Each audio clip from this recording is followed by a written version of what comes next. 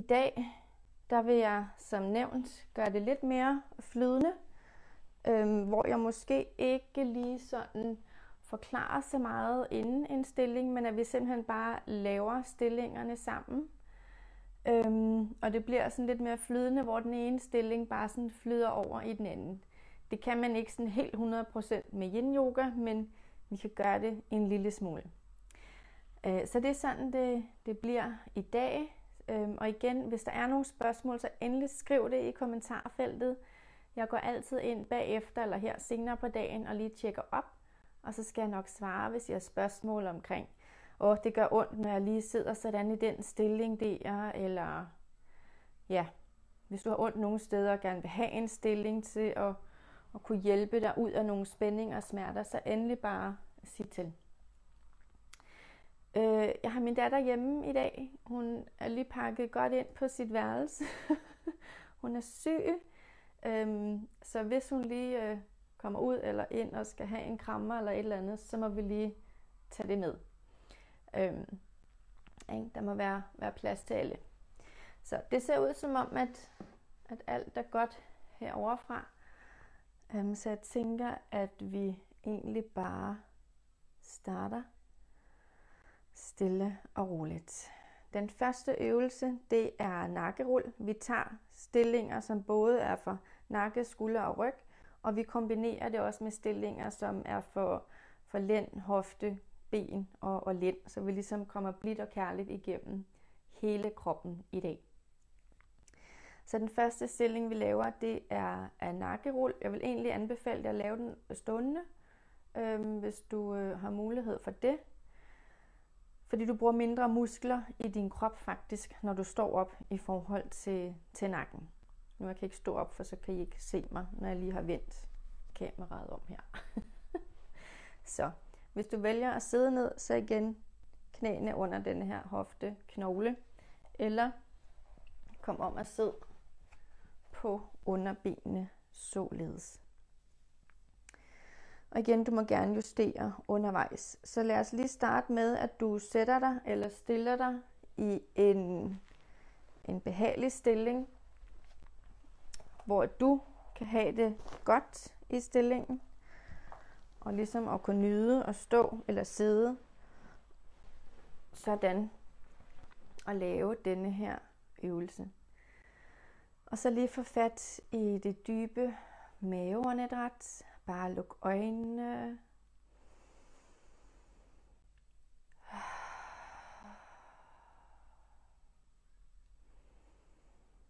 Og bare slap af i hele din mave og virkelig gør plads til, at du kan få luft helt ned i bunden af dine lunger.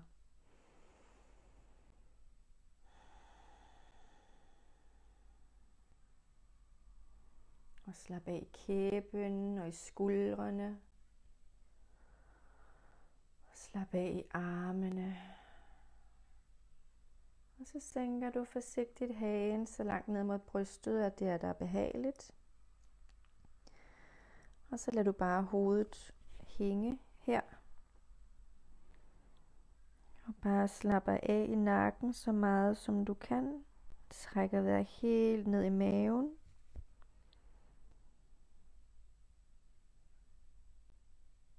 Og så begynder du langsomt at rulle hovedet ud mod venstre skulder. Til øret er hen over venstre skulder. Så ruller du langsomt ned mod brystet igen.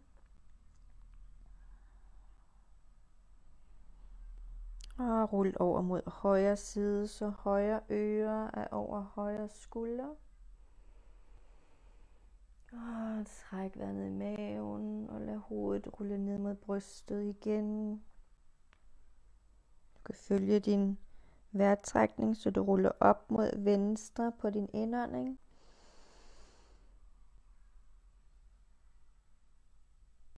Og du ånder ud og ruller ned mod brystet.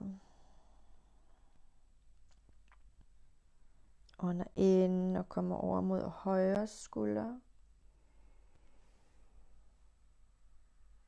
Ånder ud og ruller ned mod brystet. Ånder ind og ruller over mod venstre. Ånder ud og ruller ned mod brystet. Du fortsætter bare dit helt eget tempo her. Du kan følge din vejrtrækning. Træk vejret helt ned i maven.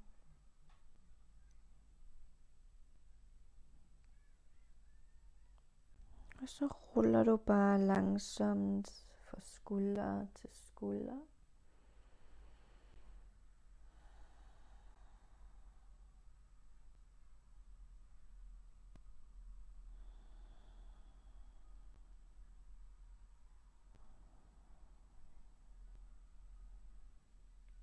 Og bare slap så meget i nakken, som det er der muligt.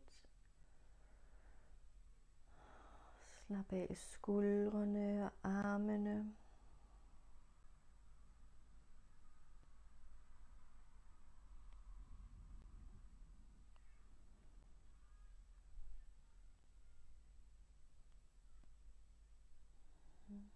Lange, dybe vejrtrækninger, mens du bare ruller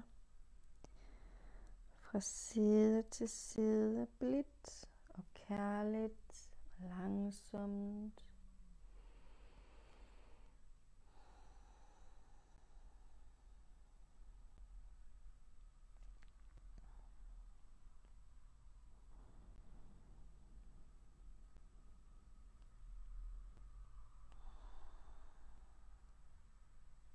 Og næste gang at hagen kommer ned mod brystet, så bliver du her.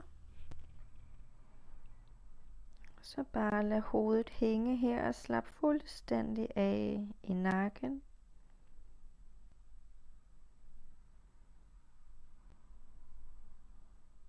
Træk vejret ned i maven.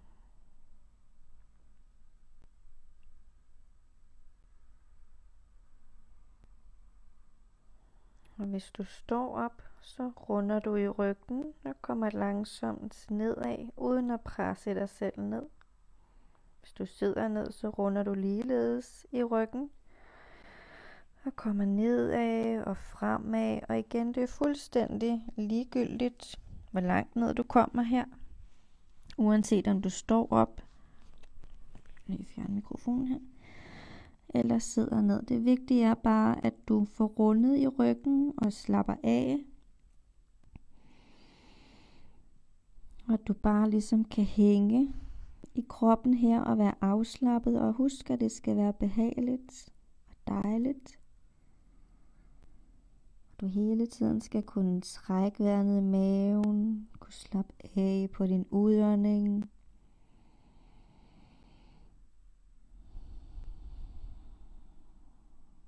Bare slap af i lænden og ryggen. Slap af i nakken og i armene. Og bare hæng i stillingen og nyd det.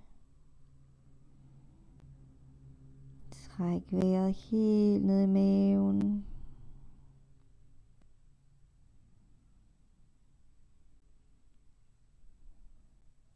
Langsomt ruller du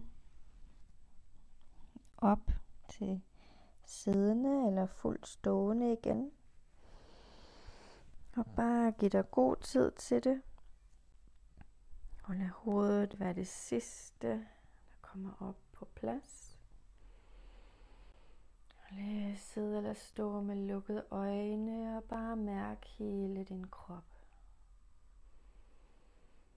Og træk vejret helt ned i maven. Og bare mærk dig selv indefra, uden at dømme det du mærker. Bare vær afslappet med det. Bare lad det være der. Og bare have fokus på det dybe maveåndedræt.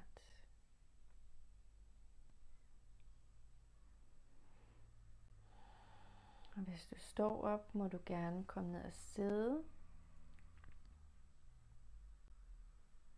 Jeg vil meget gerne sidde i en form for skrædderstilling, som jeg sidder her. Og viser den lige fra siden af her. Sådan her. Så skal vi lige have åbnet lidt op i forsiden af kroppen her.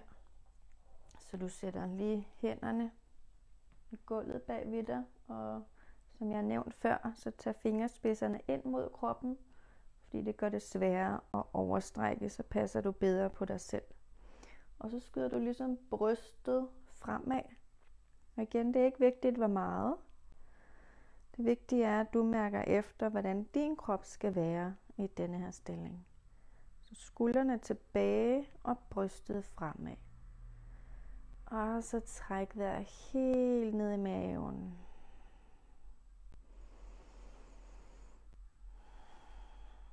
Lange, dybe vejrtrækninger. Så dejligt at blive afspændt og åbnet op og få løsnet op for krop og sind.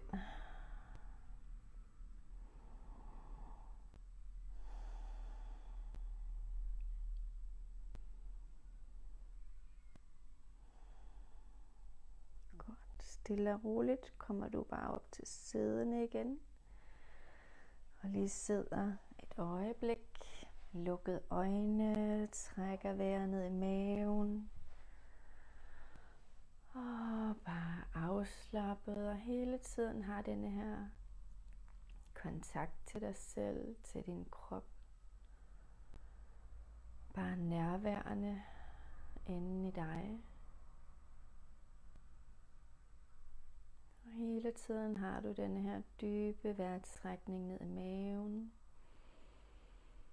Og du slapper mere af på din udånding. Kun fokus på dig lige nu.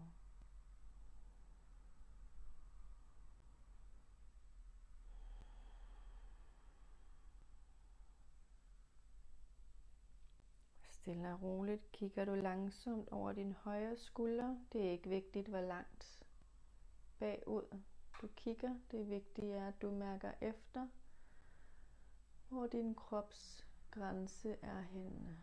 Og så bliver du lige herude et øjeblik. Tag et par dybe vejrtrækninger ned i maven. Og slapper af på din udånding.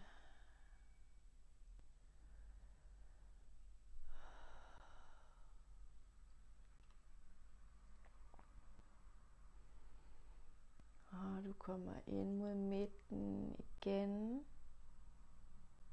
Og du kigger ud over din venstre skulder. Måske er der forskel på højre og venstre side. Det er helt naturligt. Så mærk efter, hvor din krops grænse er til denne her side. Bare træk vejret ned i maven og bare lyt til din krop. Og respekter dens grænse og hvor den er henne. Kun ego ønsker at presse din krop og ville mere, end hvad kroppen kan og har lyst til lige nu. Så bare slap af i maven. Træk vejret helt ned i maven. Og slap af i nakken, skuldrene i ryggen.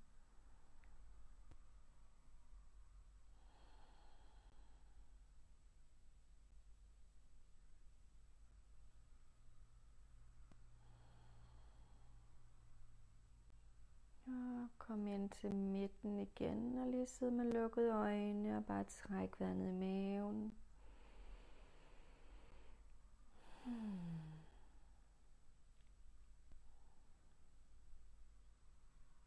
Hele tiden have den her dybe vejrtrækning ned i maven.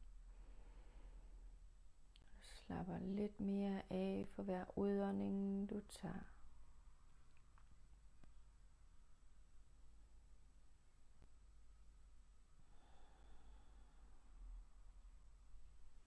Skal vi lige have lidt sidestræk her, så enten kan du sætte din håndflade i gulvet her, din højre hånd i gulvet, og løfte din venstre arm op, og hvis du kan lidt mere, så kan du bukke i din højre arm, så du ligesom kommer ned og hvile på albuen.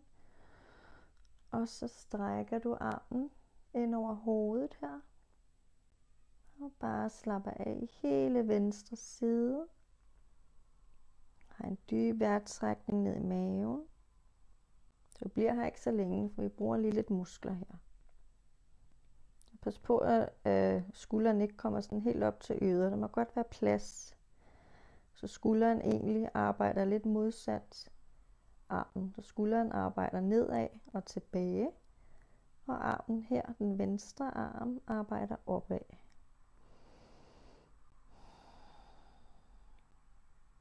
Kommer hele vejen op med venstre arm og skubber dig selv op til siddende.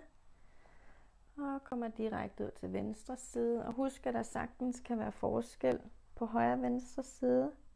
Så det er ikke sikkert, at du kan lige så meget til denne her side. Bare slap af i højre side af kroppen. Skulderen væk fra øret. Og stræk højre arm ind over hovedet. Og træk vejret ned i maven.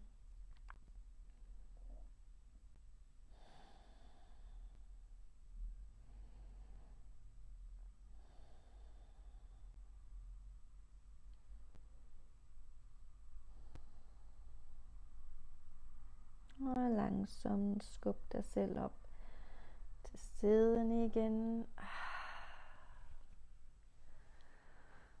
Og så lige sidde her igen med lukkede øjne og lige mærke, hvad de her forskellige øvelser lige har gjort ved din krop indtil nu. Hvordan føles det i din krop? Hvordan har du det lige nu?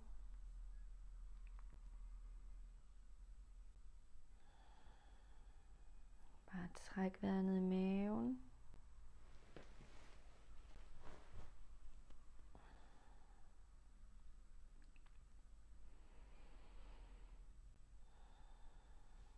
Så kommer du stille og roligt om på alle fire.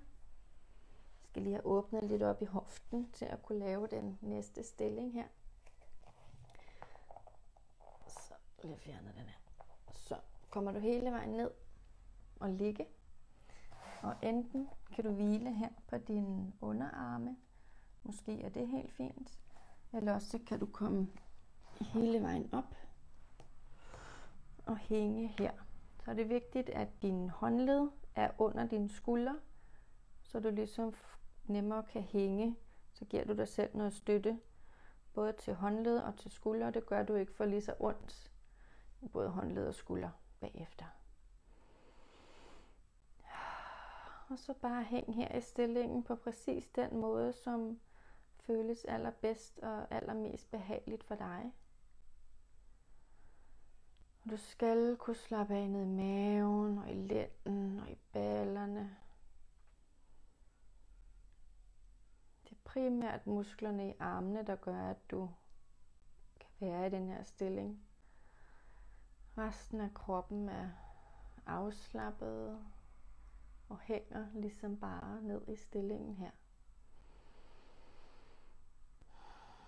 Så lange, dybe vejrtrækninger. Slap af i kroppen.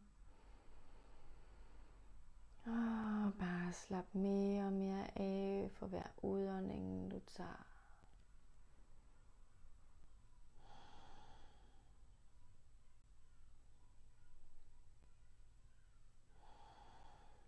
Vær opmærksom på, at du ikke overstrækker i armene her.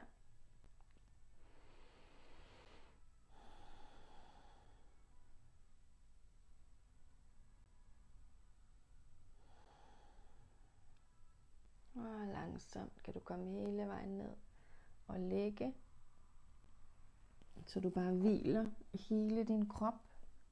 Jeg bliver lige her, så jeg ikke ligger mig oven på mikrofonen. Men du ligger der bare helt ned, så armene hviler ned langs siden af kroppen, eller du bruger hænderne til at støtte hovedet, og så ligger du bare lige og slapper af et øjeblik. Og trækker vejret ned i maven. Igen bare mærker dig selv, så du hele tiden bibeholder denne her kontakt til dig, til kroppen, til sjælen. Bare mærker hele dig.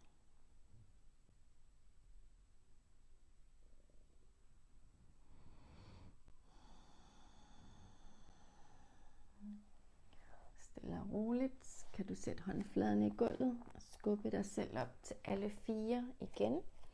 Og så skal vi ind til svanen.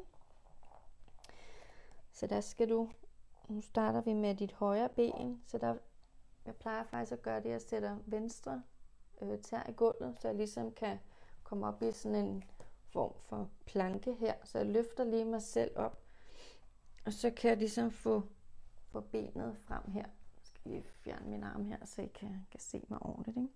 Så knæet skal frem her, og der er altså ikke, igen er der normalt en masse regler om, hvor dit knæ skal være henne, og hvor din fod skal være henne, og alt muligt. Men jeg er mere tilhænger af den erfaring, jeg har gjort mig med netop, at du mærker efter i din krop, hvordan du skal være i den her stilling, netop fordi, at vi ikke bruger musklerne. Jeg skal lige ind igen, kan jeg mærke. Sådan der. Så mærk efter præcis, hvor dit knæ skal være. For nogen, der er højre fod sådan meget nede ved hoften, ligesom her hos mig. Hos andre, der er foden måske længere oppe her.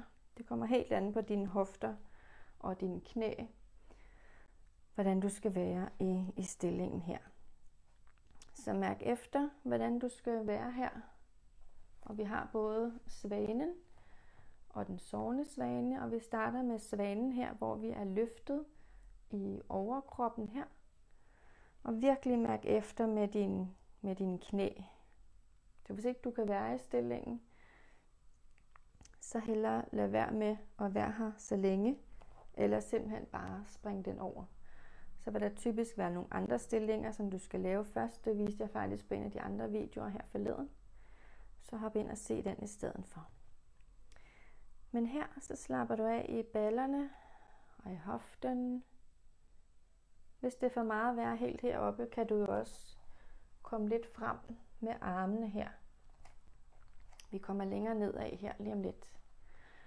Men nu bliver vi lige her et øjeblik. Så du kan enten have håndfladerne i gulvet, du kan også knytte hænderne, som jeg gør. Kom lidt højere op med kroppen. Og så bare slap af i hofterne, i lysken og i ballerne og i hele din lænd. Og slap af i lårene. Igen, jo dybere din indånding, jo dybere afspænder du, jo dybere kommer du ind og får løsnet op for smerter og spændinger, som netop sidder i bindevævet. Bindevævet er både mellem knoglerne og inde i vores muskler. Så man kan sige, at din krop kan blive længere. Jo mere smidigt bindevævet er, jo længere er det. Det er også det, der gør, at det nemmere kan tviste og dreje, og dermed gør dig mere smidig og mere bevægelig. Så jo dybere din indånding, jo dybere kommer du ind og arbejder med bindevævet, så det netop kan give sig og løsne sig. Og frigive mere bevægelighed til din krop og dit sind. Bare fokus på maveåndedrættet og på at slappe af, især når du ånder ud. Bindevævet bevæger sig meget, meget langsomt og begynder egentlig først at bevæge sig efter 2 minutter i en afslappet af de her yin yoga stillinger. Og derfor er det også så vigtigt, at vi laver de her øvelser enormt blide mod os selv, når vi laver dem, så bindevævet netop kan få lov til at slappe af via musklerne, så det netop kan få lov til at give sig i sit eget tempo. Så vær blid ved dig selv og mærk efter, hvordan du skal være i stillingen og hvor længe du skal være der. Bare slap af i kroppen, træk vejret ned i maven og juster efter behov.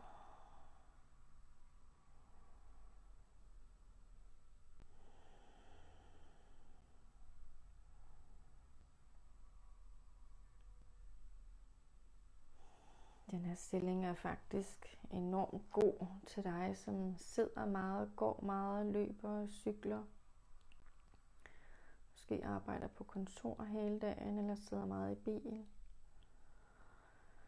Fordi den netop får afspændt de belastede områder, når vi netop sidder ned. Eller hele tiden får bukket den der hoftebøjer, når vi for eksempel går eller løber. Eller især cykler. Så er den her enormt lækker og nok den mest belide af de her stillinger også til at komme ind omkring. Så vi begynder at komme ned til den sovende svane igen, kun hvis du kan. Arbejder du dig langsomt nedad, eller også bliver du bare i svanen oprejst med overkroppen. Og igen, jeg plejer altid bare at tage det i etaper. Det handler ikke om, at jeg skal kunne det, jeg kunne i går. Det handler ikke om, at jeg skal kunne komme ned og ligge, bare fordi jeg kunne det forleden. Det handler om hele tiden bare at lytte til din krop. Og igen, jo mindre du gør i de her stillinger, ligesom i hver etape på vej ind i stillingen, jo hurtigere slipper din krop. Fordi den netop, hvad kan man sige, stoler mere på dig. Den stoler på, at du lytter til den. Så det er nemmere for kroppen at slappe af og åbne sig op i tillid. Til at du selvfølgelig passer på den og lytter. Måske kan du komme længere og længere ned, hvor du netop kan komme ned og sove lidt i den her stilling. Men det kræver virkelig, at du lytter til kroppen, at du slapper af i kroppen, bruger det dybe maveåndedræt.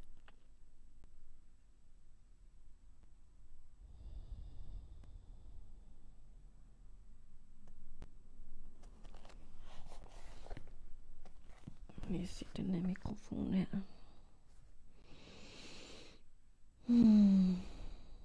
Så bare slap af i kroppen, træk vandet i maven.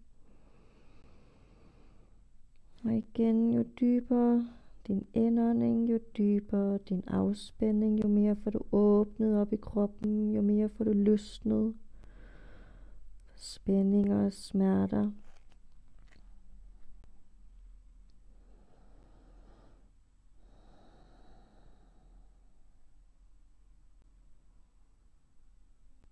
Bare slap af i hele din lænd. Slap af ned over ballerne. Og slap af i hoften og lysken og ned i benene. Og hele tiden træk vejret ned i maven og bare slap mere og mere af for hver udånding du tager.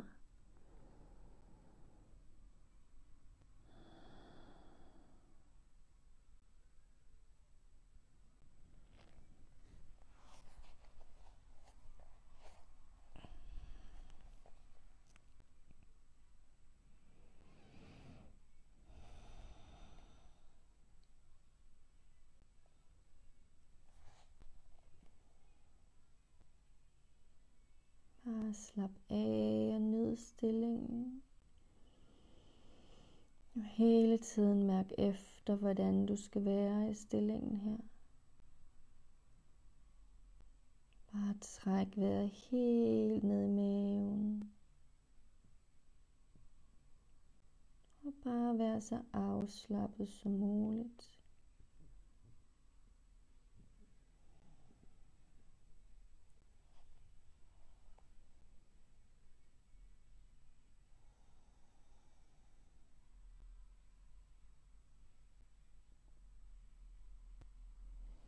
Stille og roligt kan du komme op til svanen igen, og altid bevæge dig dejligt og langsomt, når du skal ud af de her stillinger. Så bindevævet netop ikke kommer til pludselig at skulle bevæge sig alt for hurtigt, og det ligesom klikker tilbage i de her spændinger. Så sæt venstre fod tær i gulvet, og så lige løfter langsomt op, så får du lige forsigtigt åbnet op i hoften igen. Og så kan du føre dit højre ben tilbage. Så kan du enten lige blive her og strække benene. Så kan du lige tage et ben ad gangen og lige at få strukket ud her, inden vi kommer ind til modsatte side. Og igen, husk den dybe vejrtrækning også både ind og ud. Og her imellem, at vi skifter side i stillingerne, så du hele tiden bibeholder den her åbning og den her kontakt til din krop. Så vi kommer ind til modsat side, så du sætter højre fods tær i gulvet, og så kommer du frem med venstre knæ. Og igen, det er altså meget normalt, at der er forskel på højre og venstre side. Så lige mærk efter. Måske er du anderledes i stillingen i denne her side. Så igen, altid mærk efter, hvordan du skal være i stillingen. Der kan være så stor forskel på dit behov i dag fra i går af. Og fra venstre til højre side. Så vi bliver lige heroppe i svanen, hvor du er løftet op. Eller du lige kan komme lidt længere frem her, hvis du føler behov for det. Så træk vejret ned i maven. Og slap af i hoften, lysken. Og slap af i ballerne og ud i lårene. Og slap af og overgiv dig til stillingen. Træk vejret helt ned i maven.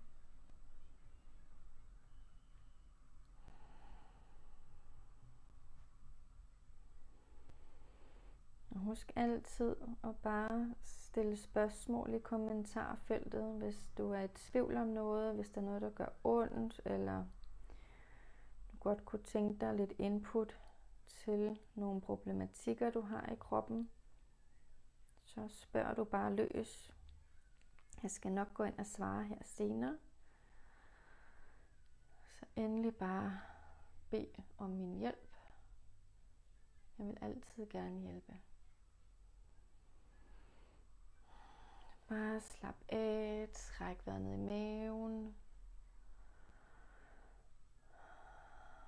Og især på din udånding kan du have fokus på at lade kroppen smelte ned i stillingen.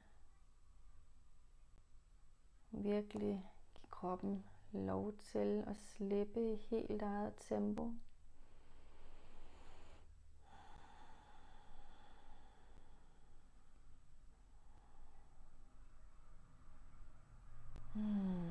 Det skal være dejligt og behageligt.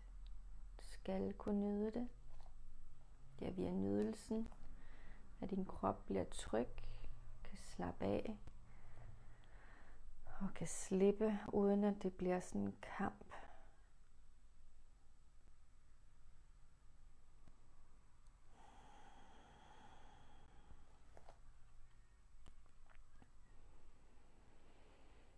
Bare slap af i kroppen, træk vejret ned i maven. Bare vær til stede i dig og mærk, hvad din krop har brug for.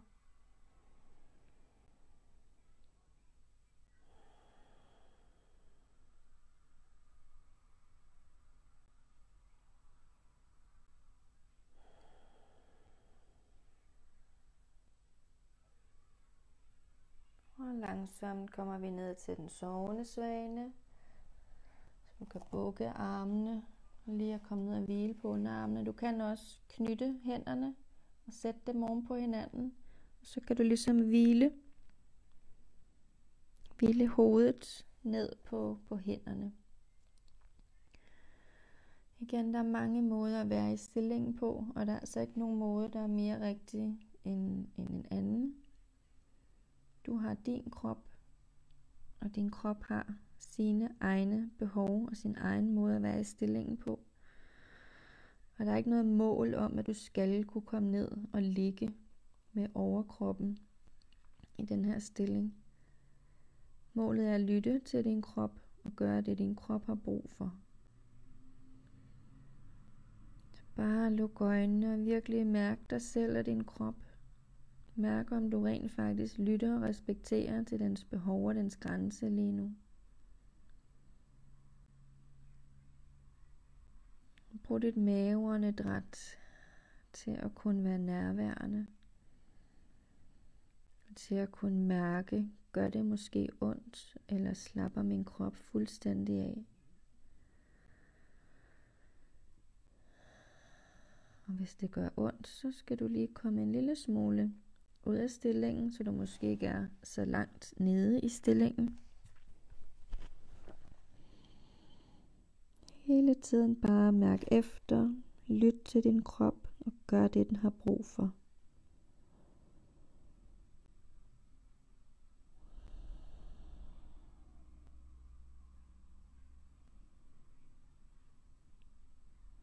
Bare slap af i kroppen, træk vejret ned i maven. Lange, dybe vejrtrækninger, og bare slap mere og mere af for hver udånding, du tager.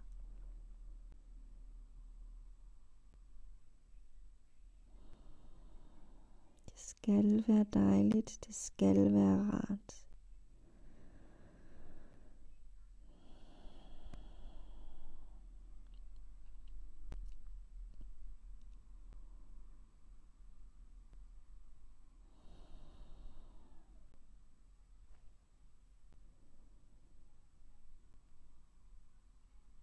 Bare slap af og nyd det.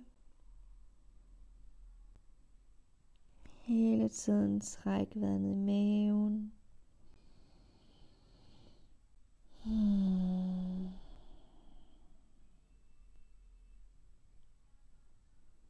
Langsomt kan du skubbe dig selv op til svanen igen. Husk at bevæge dig virkelig langsomt, især hvis det måske kan være en lille smule udfordrende at være i stillingen. Så virkelig giv din krop tid til at komme ud af stillingen her. Og brug det dybe maveåndedræt til også lige at mærke din vej ud af stillingen. Så kan du sætte højre fods tær i gulvet, løfte benet op og lige få åbnet i hoften. Og så kan du føre venstre ben tilbage. Så kan du lige strække benene stille og roligt her. Og de kære hofter, de kan simpelthen være så stride og stive. Det er så dejligt at få afspændt dem, som om man lige får dem vækket lidt, ikke? Så vågner de lige op til virkeligheden her. Super godt.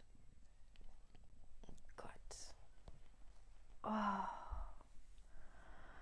Det inviterer ligesom også til, at vi bevæger os lidt langsomt. Og nu glemte jeg at sige, at du kunne komme ned og sidde.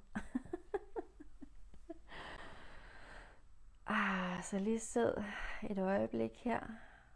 Bare træk vejret ned i maven.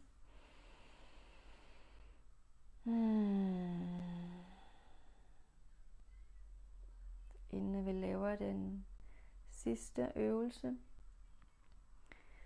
som også tager hele bagsiden af kroppen og lige også få nakken, skuldrene, ryggen og bagsiden af dine ben med, indersiden af benene også, ballerne, knæene. Det er så genialt ved yin yoga, de arbejder så mange steder i kroppen, de her stillinger. Så kom ned og sid på numsen og lige tage fat i den knogle, du kan mærke herinde i ballen, og så hiver du den lige tilbage. Det gør du med begge baller. Sådan der får du lige vinklet hele din sidemuskulatur, knoglestruktur.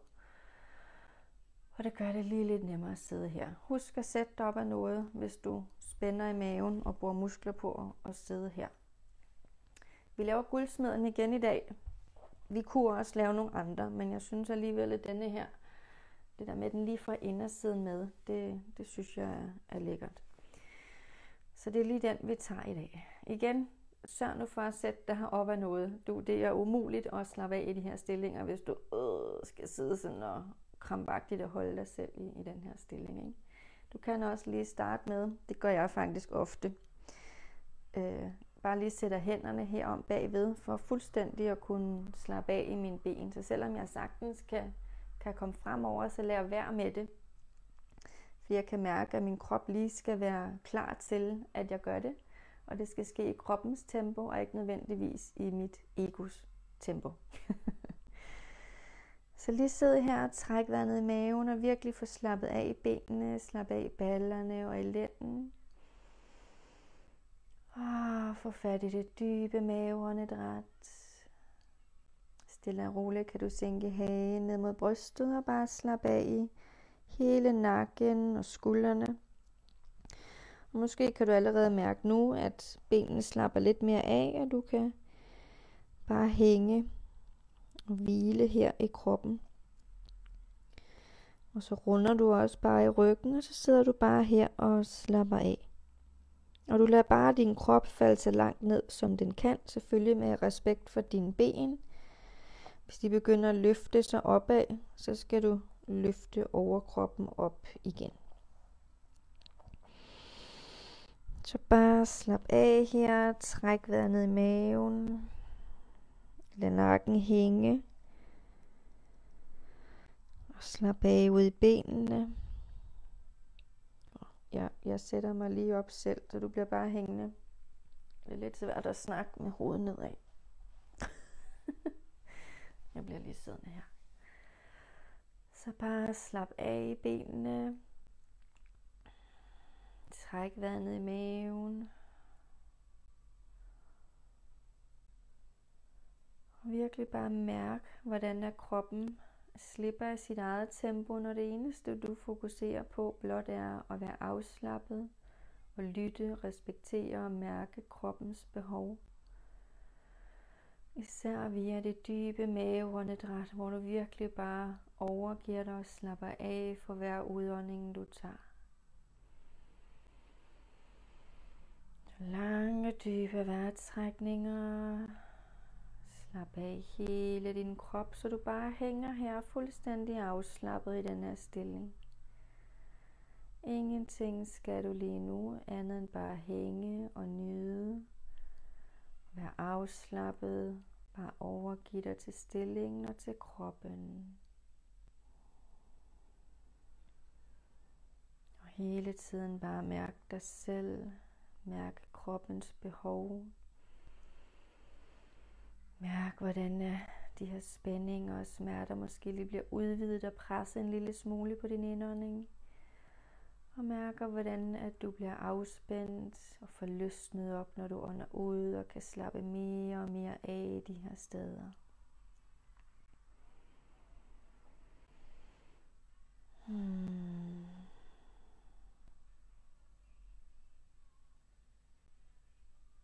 Bare vær så afslappet som muligt i hele din krop. Ikke en muskel bliver der brugt her. Ren afslapning, ren nydelse. Så vær i stilling på en måde, hvorpå det virkelig er lækkert og dejligt, og du virkelig kan nyde det. Og måske endda falder en lille smule i søvn. Virkelig kommer dybt ind i dig selv, i din egen væren. Bare mærker den klarhed, der er ved netop blot at være og give slip på overhovedet skulle noget.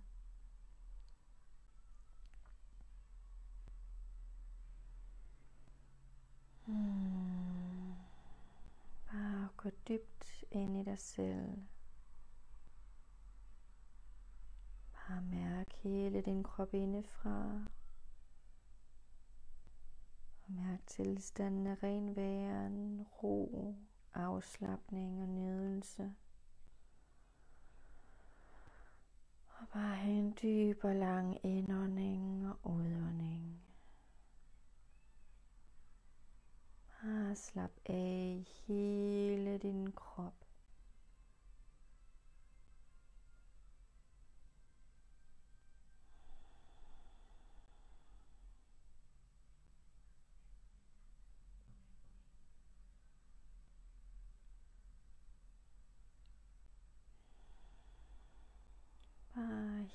i stilling og slap af.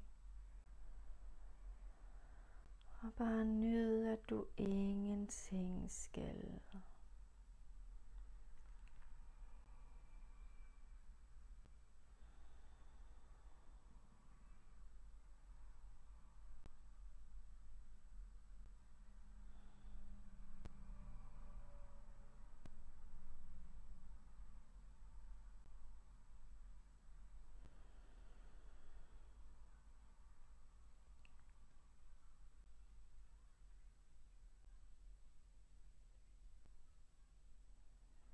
Og træk vejret helt ned i maven. Lange, dybe indåndinger. Og bare slap af og giv slip, når du ånder ud.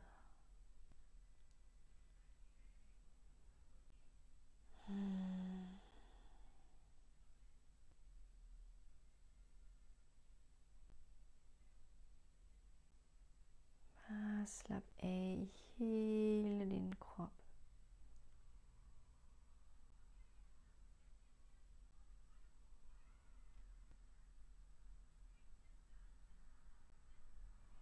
Og tag den sidste dybe indånding. Slap helt af, når du ånder ud. Og langsomt runder du ryggen op hvirvel for hvirvel. Giv dig god tid til at komme op til siddende. Vi har masser af tid. Bare kom ud af stillingen i dit tempo. Intet skal du nå. Bare følg din krops tempo, indtil du kommer hele vejen op til siddende, og hovedet er det sidste, der kommer op på plads. Og lige sidde her med lukkede øjne, træk dig helt ned i maven, slap af i kroppen. Og langsomt før benene frem foran dig. Træk vejret ned i maven. Kom hele vejen ned og ligge på ryggen og gør klar til den afsluttende Yoga Nidra. Så læg dig godt til rette, tag et tæppe over dig og få puttet dig selv godt og grundigt. Så eventuelt nogle ekstra strømper på, en ekstra bluse, måske læg noget under dine knæ. Måske har du brug for noget under nakken. Alt er tilladt. Din krop bestemmer. Og så bare lig her og slap af i kroppen. Og lige tage et par dybe vejrtrækninger helt ned i maven. Og bare slap af, når du ånder ud. Bare mærke hele din krop er tung og afslappet.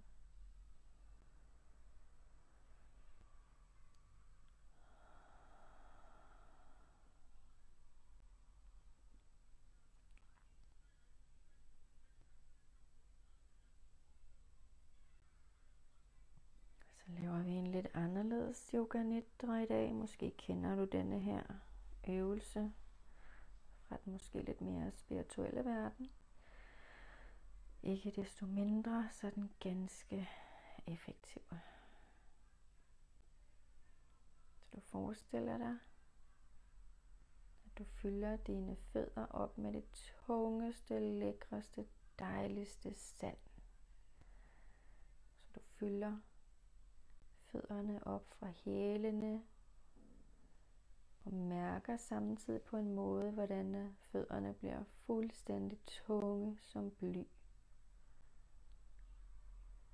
De er som naglet til jorden og fyldt med det tungeste, dejligste, lækreste sand. Bare lad dine fødder blive fyldt op helt ud til tæerne. Og mærk den her tyngde, der fylder dine fødder og tæer.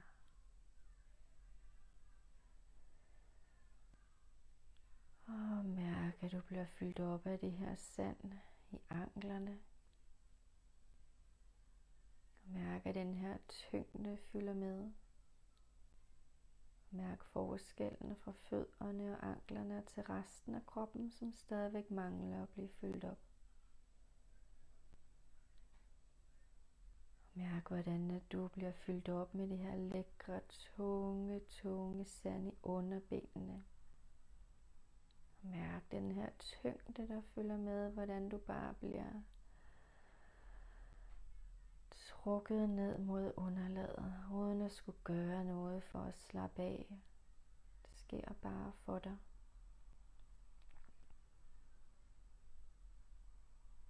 Mærk, at du bliver fyldt op af det her tunge og lækre sand i knæene. Og i begge dine lår bliver fyldt op med det tunge sand, som holder dig solidt ned mod underlaget, ned mod jorden. Holder dig grounded. Og holder dig i fuldstændig ro, nærvær og kontakt med dig selv.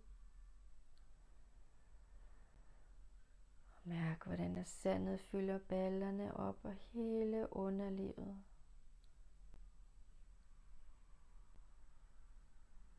Mærk den her tyngde i hele den nederste del af din krop, og hvordan roen breder sig i denne her del af kroppen.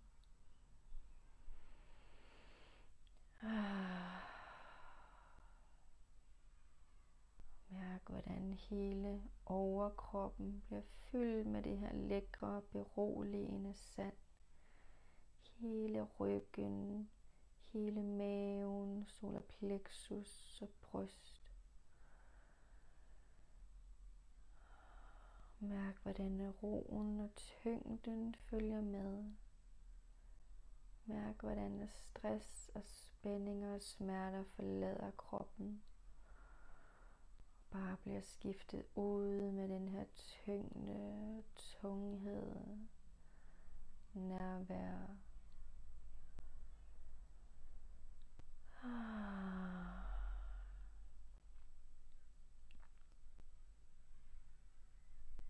Og mærk, at du bliver helt fyldt op af det her tunge, lækre sand. Ikke en millimeter er der tilbage i din krop af luft. Ren tyngde og nærvær. Mærk, hvordan det her sand fylder fingrene op, dine hænder, dine håndled. Mærk, hvordan det blidt og kærligt skaber tyngde og ro i din krop. Fylder underarmene og albuerne.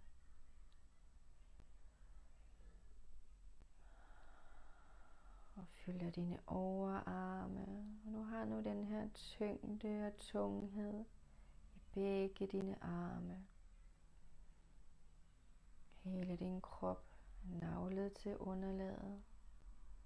Du ligger bare tung og afslappet og overgiver dig til tyngden, til freden, til roen. Og mærk, hvordan sandet fylder skuldrene og hele halsen op med det her sand. Og du kan snildt og nemt trække vejret, ligesom du plejer.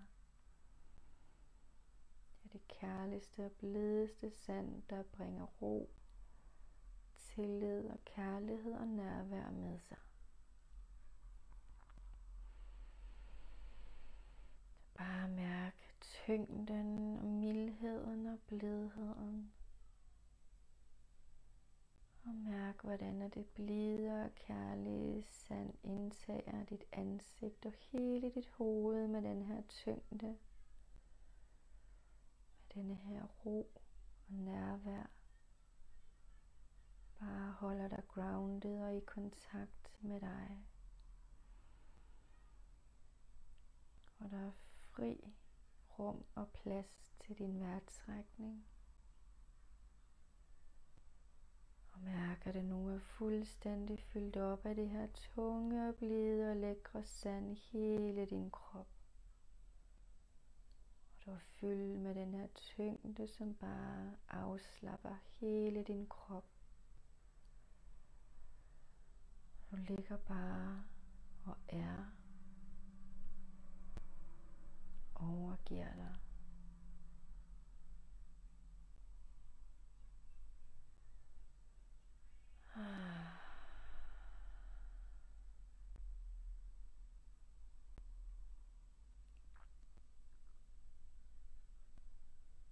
Bare mærk denne her ro og tryghed, som det tunge og lækre sand har bragt med sig ind i din krop.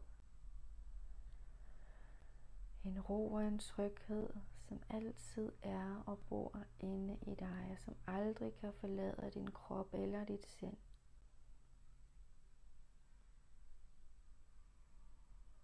Så tillad denne her ro og tryghed at blive i dig, som en del af dig og din essens, din kerne, din sandhed.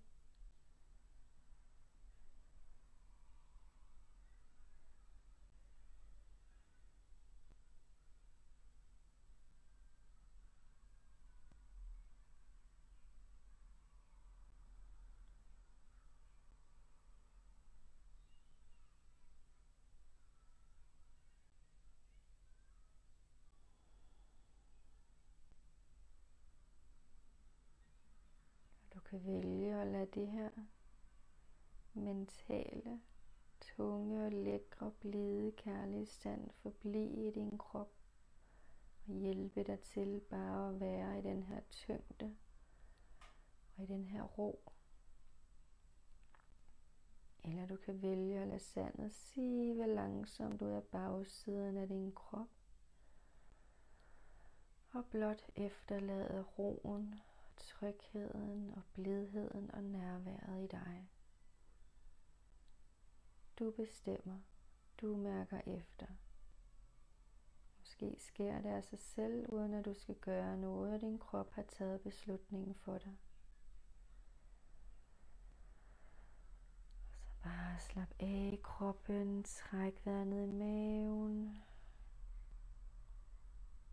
Mærk dit hjerte slå kærligt og roligt.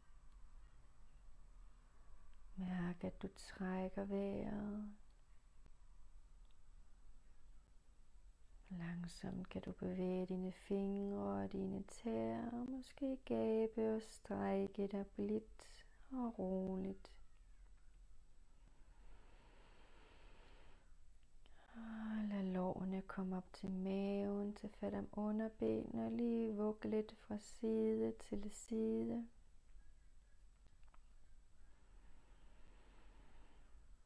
Og rulle om på din ene side, træk vejret ned i maven.